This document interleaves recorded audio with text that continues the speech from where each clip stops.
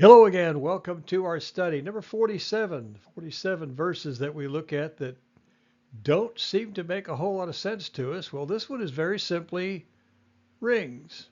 We take this from Isaiah chapter 3 and verse 21. Let's see exactly what a ring actually signifies.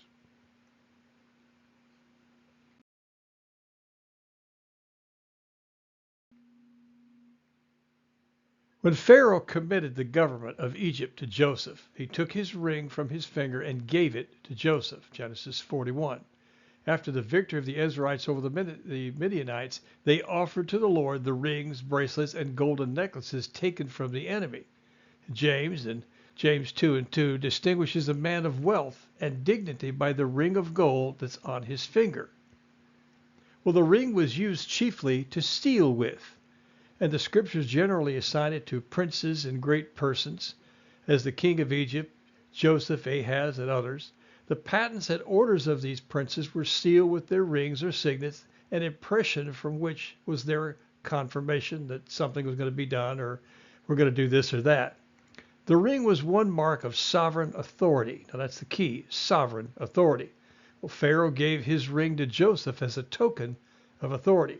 Well, we could talk about authority a long time, but one thing I want to make mention. The question is very simply, do we have authority? Well, yes, we do. We have a lot of authority. Oftentimes we don't exercise that authority, but nonetheless, we still have it. Those who are in Christ Jesus have great authority. Authority for what? Well, when it comes to thought, action, deed, sometimes we get to a point in our life when we've strayed a little bit away from the Word, maybe prayer, maybe worship, maybe study, maybe anything relating to the house of God.